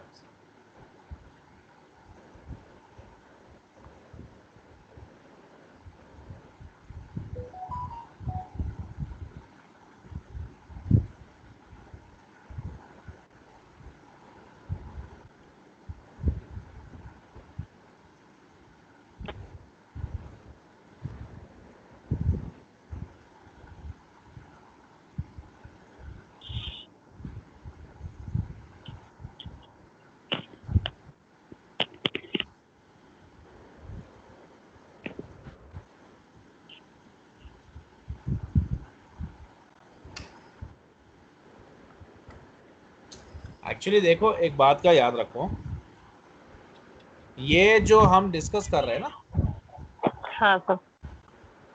एक सेकेंड,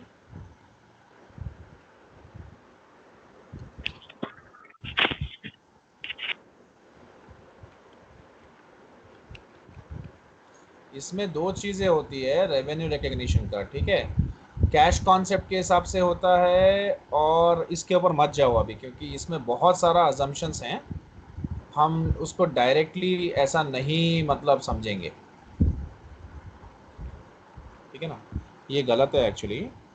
एक्चुअली क्या होता है ना, देखो, ये जो मतलब एक बात याद रखो, ये हम जो बात कर रहे हैं ना, ये हम बात कर रहे हैं मतलब ये कैश कॉन्सेप्ट के हिसाब से होगा, ठीक है।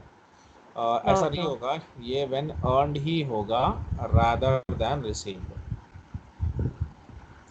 एक्चुअली हम एक्रूअल अकाउंटिंग करते हैं ना, हाँ सर। Accrual accounting. तो एक्रूअल अकाउंटिंग के हिसाब से क्या होगा कि जब हम अर्न करेंगे तभी उसको रिकॉग्नाइज कर देंगे रादर देन रिसीव, ठीक है, ठीक है। हाँ सर। हाँ सर। क्योंकि क्योंकि क्योंकि आउटस्टैंडिंग फिर हम लोग किस में बताएंगे, डेटास में बता देंगे, बैलेंस शीट में जो आने का रहेगा। हाँ। क्लियर है ना। हाँ सर। हाँ सर क्लियर है। हाँ, तो इसीलिए आप इसमें कंफ्यूज मत होना, क्योंकि हम क्या करते हैं, सपोज अभी हमारा इंटरेस्ट रिसीव्ड है, इंटरेस्ट रिसीव्ड मैं आपको ये क्लियर कर रहा हूं, प्लीज समझो। And we follow the accrual accounting concept, हम वही फॉलो करते हैं ना, हाँ सर। हम अक्रोल अकाउंटिंग कॉन्सेप्ट फॉलो करते हैं ना। हाँ sir. We follow the accrual accounting concept, not the cash concept. As per the cash concept, हाँ sir. what we discussed was right, but now we are discussing about the accrual concept. So recognize the expenses when you incur rather than when you pay. जब इंकर करोगे, इसको दोनों को मैं आपको example से समझा देता हूं। देखो देखो, लाइक एक्सपेंसेस के केस में जब हम इंकर करेंगे तब उसको हम लोग दिखा देंगे रादर देन पेड। हमारे पास एक लाइक एम्प्लॉय है जिसका लाइक जो हमारे पास 12 मंथ्स वर्क किया है, उसको हम लोग क्या किए, 10 मंथ्स का सैलरी दिए जो 1 लाख होता है एट द रेट ऑफ 10,000। लेकिन बाकी के, वो तो हमारे पास 12 मंथ्स काम किया ना, तो बाकी का 2 मंथ्स का क्या होगा उसका आउटस्टैंडिंग। हाँ। ये पेड है या आउटस्टैंडिंग है, फिर भी हम रिकॉग्नाइज तो कर रहे हैं ना 120 अपने P&L में, एक्सपेंस तो हम इतना ही बता रहे हाँ हैं सर। और लायबिलिटी में आउटस्टैंडिंग हाँ बता सर। रहे हैं। अब देखो, इनकम्स के केस में मैंने एक कंपनी का बॉन्ड खरीद रखा है, ठीक है। बॉन्ड एक एग्रीमेंट है ना, हाँ। और बॉन्ड है मेरा, सपोज 10, मेरे पास जो भी बॉन्ड्स में होल्ड करता हूँ 10 लाख के होल्ड करता हूँ एट द रेट ऑफ 12%, ठीक है। और ये बॉन्ड पे मुझे एक साल में मंथली इंटरेस्ट जैसा आता है, यानी मेरे को 1,20,000 आना है कंपनी से, वो ईयर एंड में मिलता है मुझे, ठीक है। वो मंथली मंथली कितना होता है मेरा, 10,000। समझ में आ रहा है मैं क्या बोल रहा हूँ। हाँ सर। हाँ सर। तो अब मेरा जो इनकम है इंटरेस्ट रिसीव्ड कितना बताऊंगा मैं, 10 मंथ्स का। 10 months सपोज उसने मुझे 10 मंथ्स का दिया है, बाकी 2 मंथ्स का नहीं दिया है, हाँ। तो मैं क्या करूंगा अभी, 10 मंथ्स का 1 लाख बताऊंगा। नहीं सर। हाँ, इंटरेस्ट रिसीव्ड मुझे 10 मंथ्स ओके। का मिला है ना। ओके हाँ ठीक है। ओके नहीं एट 12%। ओके 10 लाख पे। ओके ओके ठीक है सर। हो हाँ 12,000 आना था। ओके 10,000। हाँ, मतलब लाइक 1,20,000 होता है ना, तो एक 10 हाँ तो महीने के 10,000 होते हैं ना, हाँ हाँ सर। और बाकी का मुझे लाइक दिसंबर तक नहीं मिला तो क्या नहीं मिलेगा, मिलना नहीं है। मिलने का है मगर आगे मिलेगा। हाँ, तो आउटस्टैंडिंग में मैं क्या बताऊंगा, उसको रिकॉग्नाइज तो कर ही लूंगा ना। हाँ रिकग्नाइज कर लेंगे। हाँ। हाँ और ये आउटस्टैंडिंग में क्या बैलेंस शीट में एसेट साइड में दिखा दूंगा, सर। बस वही है, कुछ नहीं है। ओके ठीक है सर। यहाँ पर अकाउंटिंग में बहुत हेडेक है, कैश कॉन्सेप्ट है, एक्रूअल कॉन्सेप्ट है। अगर कैश कॉन्सेप्ट के हिसाब से होता तो इसका पूरा रिवर्स होता, मिले तो ही बताएंगे, नहीं तो नहीं बताएंगे। नहीं बताएंगे करेक्ट। हाँ। That's it. चलो आगे बढ़ते हैं।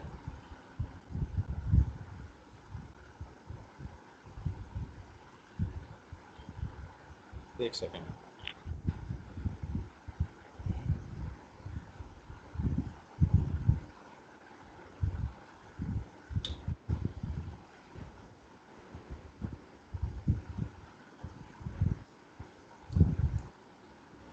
So where were we right now? Lower of. So we were into the discussion, right? हम कभी भी क्या दिखाएंगे? Lower of cost NRV और NRV NRV. ठीक है.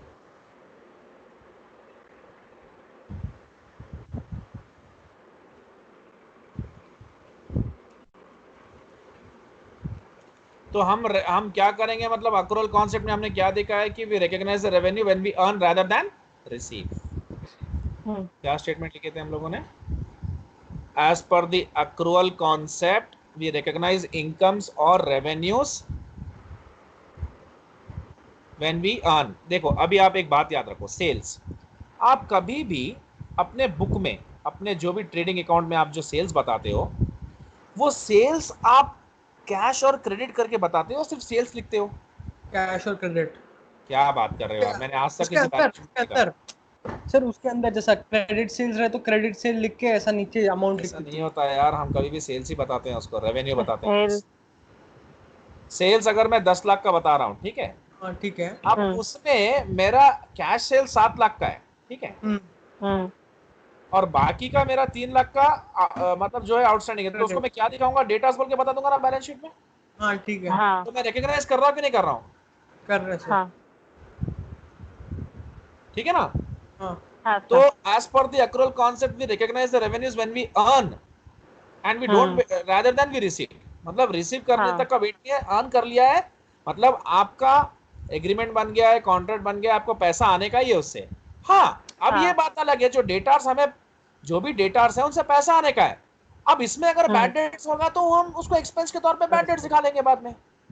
हाँ सर. ओके. ठीक है ना? बाकी का तो रेवेन्यू हाँ, होगा ना. हम्म. That's it.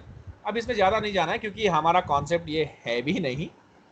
ठीक है, तो लोअर ऑफ कॉस्ट और एनआरवी में हम लोग थे, और मैंने आपको थॉट प्रोसेस भी क्लियर कर दिया है कि लोअर ऑफ कॉस्ट और एनआरवी कैसे यूज करना है.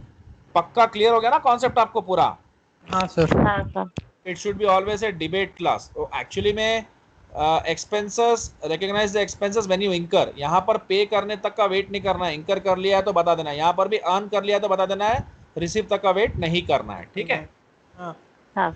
एक्चुअली क्या है, मैं बहुत साल से अकाउंटिंग पढ़ा नहीं रहा हूँ, आई एम इनटू रिपोर्टिंग. तो ये रिपोर्टिंग में ये आता ही नहीं है, पहली बात. सिर्फ अकाउंटिंग में आता है, और मतलब वो इंटरमीडिएट में हो जाता है बच्चों का. So now let's go ahead into our textbook. Textbook में देखो लोअर ऑफ कॉस्ट और एनआरवी. प्लीज ये क्वेश्चन देखो और आप खुद ही समझो इसको कैसे दिखाओगे.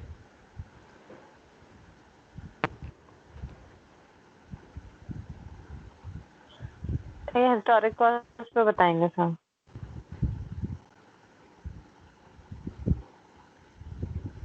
हाँ हाँ,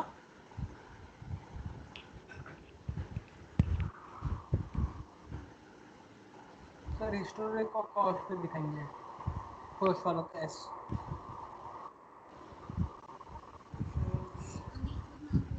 हाँ एक सेकेंड. और अच्छा ये मत समझना कि एक्रूअल अकाउंटिंग में सिर्फ आप रेवेन्यू को सिर्फ अर्न करोगे तो बताओगे, अगर रिसीव कर लियो तो वो भी बता दोगे. यहाँ पर हम लोगों ने 10 मंथ्स तक का we saw in the example ना कि 10 मंथ्स का मुझे इंटरेस्ट मिल चुका है, तो क्या इसको रिकॉग्नाइज नहीं करोगे? ये तो ऑटोमेटिकली रिकॉग्नाइज हो गया ना. हाँ सर. और 2 मंथ्स का जो मुझे नहीं है, आउटस्टैंडिंग के बाद में मिल सकता है, वो भी मैं रिकॉग्नाइज कर रहा हूँ. तो ये भी जब रिसीव करोगे तो भी रिकॉग्नाइज करना है. मतलब रादर देन रिसीव्ड मतलब ऐसा नहीं है, लाइक रादर देन मतलब इसको रुकना नहीं है आपको. आप रिसीव कर चुके हो समझ लेना है. ठीक है ना? क्योंकि वो तो अल्टीमेटली हमें प्रैक्टिकली दिख ही रहा है. हाँ सर. चलो नेक्स्ट पॉइंट.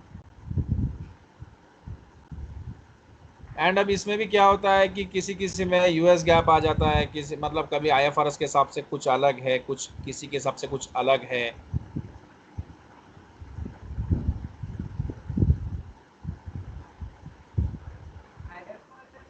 एक सेकेंड. आप रिसीव नहीं करे जब तक कोई एसेट नहीं दिखा सकते ना सर. रिसीव करोगे, बता रहे हैं ना हम लोग. तो ओके. भाई आप रिसीव, आपका कॉन्ट्रैक्ट है तो रिसीव तो करोगे ना. हाँ. तो मतलब क्या होता है, revenues are recognised when they are realised और रियलाइजेबल एंड आर अर्नड. ठीक है. Okay. No matter when the cash is received. Okay ठीक है. मतलब कैश अक्रूवल कॉन्सेप्ट में. ठीक है ना? Revenue is recognised before cash is received. ठीक है. Cash Okay. रिसीव तक करने मतलब मैं इसलिए लिखा ना recognise the incomes when earned rather than when receive, मतलब रिसीव तक का वेट करने की जरूरत नहीं है। लेकिन अगर रिसीव कर चुके हो तो भी तो रिकॉग्नाइज करोगे ना, नहीं करोगे क्या?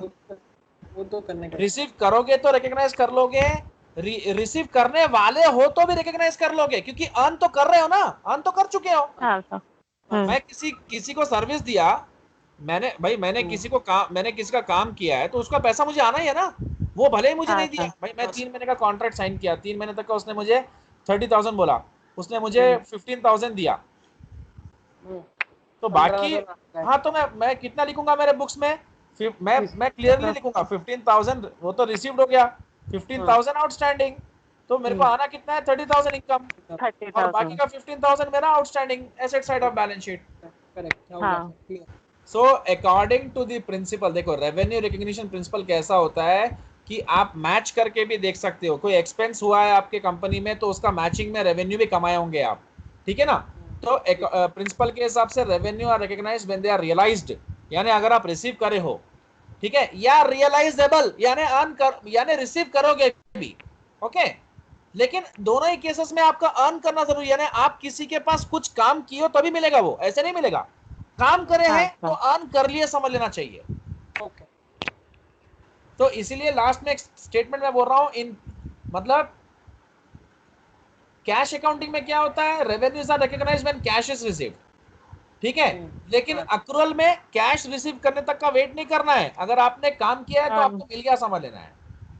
हाँ सर। मतलब ऐसा होता है, ठीक है ना, तो ये समझ लेना। ठीक। सब कुछ मतलब assumptions के ऊपर ही है। ओके।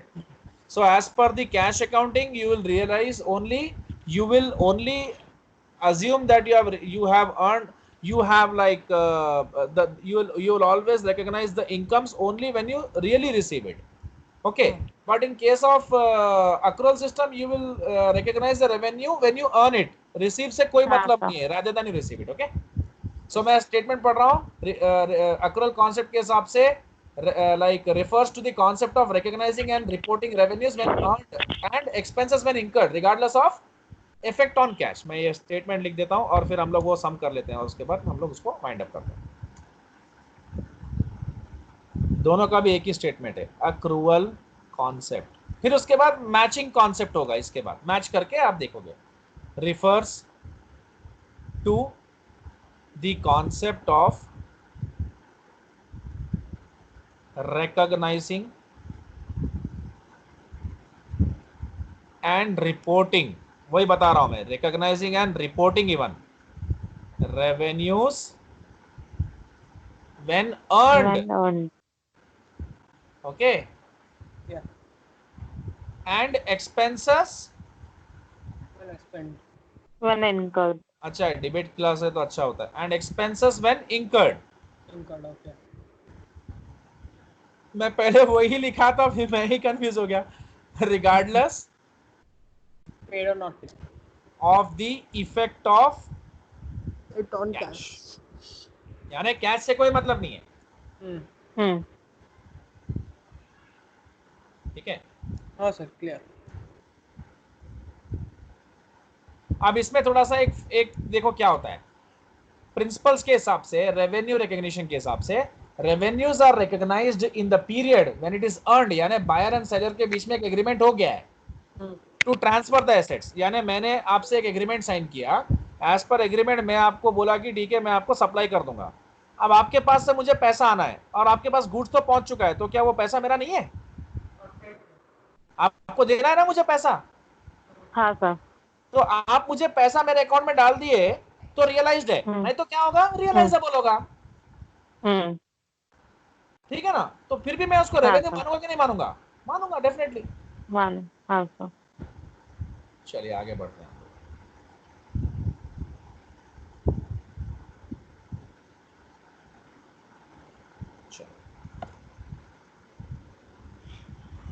तो यहाँ पर देखो आपका ये कॉस्ट है, ये आपका सेलिंग प्राइस है, ये कॉस्ट टू सेल है, ये एनआरवी है, ये दोनों को छोड़ दो, हमें सिर्फ इससे मतलब है। दोनों में लोअर कौन सा है? ये। दोनों में लोअर कौन सा है? ये। दोनों में लोअर कौन सा है? ये। दोनों में लोअर कौन सा है? ये। Finished.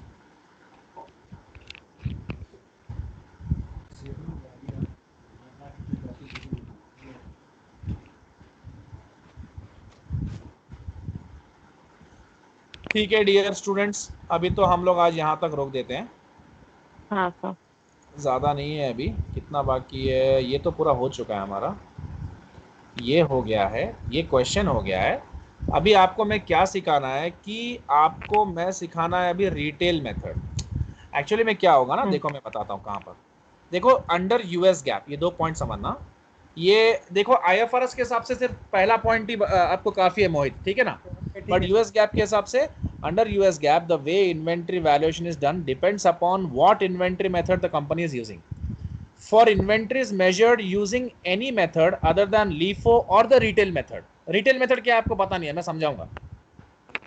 The inventory should be measured at lower of cost or NRV. ठीक है, समझ में आया? अगर आप LIFO या retail method को यूज, देखो for inventories measured using any method other than, for inventories measured using any method other than LIFO or retail, यानी मैं अगर फीफो यूज करूं, एवरेज यूज करूं, ठीक है ना, इन दोनों को छोड़कर, तो इन्वेंट्री को लोअर ऑफ कॉस्ट और एनआरवी में आप देख सकते हो, ठीक है। लेकिन measurement for inventory measured using LIFO और retail method is at cost और is at lower of cost और मार्केट। मैं यहां लिख देता हूं। तो ये पॉइंट अगर हो गया तो ये डिबेट के लिए कल हमारे लिए ओपन रहेगा, मतलब कल हम इसको फिनिश कर लेंगे। कंक्लूड करने से पहले पॉइंट्स लिख लें। हम क्या हेडिंग देख रहे थे? अच्छा, लोअर ऑफ कॉस्ट और एनआरवी रूल। और एनआरवी, अगर आप फीफो या एवरेज मेथड यूज कर रहे हो, अगर इसके बाद जो पॉइंट लिख देता हूं, अदर देन लीफो और रिटेल मेथड, तो आप कैसा क्या यूज करोगे? लोअर ऑफ कॉस्ट और लोअर ऑफ कॉस्ट और एनआरवी। ओके। और अगर आप लीफो या रिटेल मेथड यूज करोगे अपने इन्वेंट्री को वैल्यू करने के लिए, किसको वैल्यू करने के लिए? क्योंकि आप इन्वेंट्री की वैल्यू फाइंड करने के बाद ही तो आप उसको लाइक आप मतलब अभी ये हम क्या कर रहे हैं, लोअर ऑफ, आप अपने बुक्स में कौन सी वैल्यू पे लिखोगे वही तो देख रहे हैं ना हम लोग। इन्वेंट्री की वैल्यू आप कैसे डिराइव करोगे अपने बुक्स में दिखाने के लिए, that is what we are seeing ना। हाँ सर। तो जैसे अभी आप यहाँ पर क्वेश्चन देखे थे, देखो हिस्टोरिकल कॉस्ट और एनआरवी, अब इन दोनों में से लोअर कौन सा है? Historical cost 7। तो हम अपने बैलेंस शीट में एंडिंग इन्वेंट्री और जो भी ट्रेडिंग में है वो एंडिंग इन्वेंट्री इसी पे दिखाएंगे, एम आई राइट? हाँ sir. Ending inventory, closing stock कहाँ कहाँ आता है? 2 जगह आता है, ट्रेडिंग में आता है और बैलेंस, हाँ, और बैलेंस शीट में आता है। तो वो एंडिंग इन्वेंट्री तो आप फीफो से भी फाइंड करते हो, लेकिन फीफो, लीफो, ये एवरेज मेथड हम कॉस्ट फ्लो असम्पशंस को देखते हैं, यानी हम बहुत सारे ट्रांजैक्शंस करते हैं और वो सबको पूरों को कंसीडर करने के बाद, यानी कितने परचेस किए, उसमें से कितना सेल किए, सब देखने के बाद कितना बचता है हमारे पास, वही हमारा एंडिंग इन्वेंट्री होता है। तो उसका वैल्यू फाइंड करने का तरीका होता है हमारे पास। वो तरीका हम फीफो से भी कर सकते हैं, इससे भी कर सकते हैं, इससे भी कर सकते हैं और इससे भी कर सकते हैं। ये भी बताना है, कल बताऊंगा। तो उन सबसे मालूम करने के बाद भी आपको दिखाना तो है ना अपने बैलेंस शीट में और लाइक ट्रेडिंग अकाउंट में या इनकम स्टेटमेंट में। तो वो दिखाने के लिए आप ये सबसे वैल्यूज आने के बाद फिर आप ये अप्लाई करते हो कि उसका कॉस्ट कितना आया आपको एज पर दीज मेथड्स और एनआरवी क्या है मार्केट में। समझ में आ रहा है? और फिर उन दोनों में जो लोअर होता है वो उसमें दिखाते हो आप। इनका वैल्यूज आने के बाद उसको एनआरवी, इनके ये चारों मेथड के वैल्यूज आने के बाद जो आपको बताएंगे कि इन्वेंट्री का कॉस्ट क्या है, वो आने के बाद फिर आप उसको एनआरवी से कंपेयर करके दोनों में से क्या लोअर है वो देखोगे। am I right? बस क्लियर कट है। अब रिटेल मेथड इन दोनों में लोअर ऑफ कॉस्ट और मार्केट वैल्यू।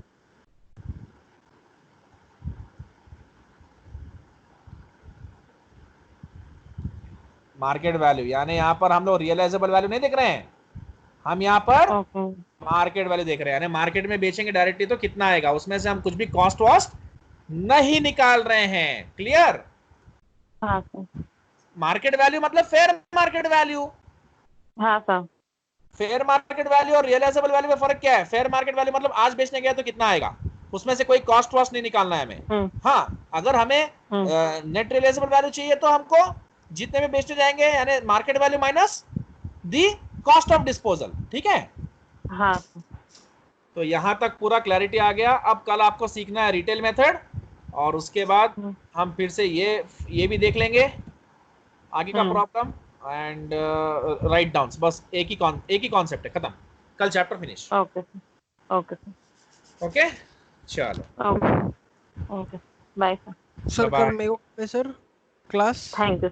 मैं बताऊंगा। Thank you. अच्छा एक चीज मुझे आपको बताना था, ठीक है, मैं कट करके बताऊंगा।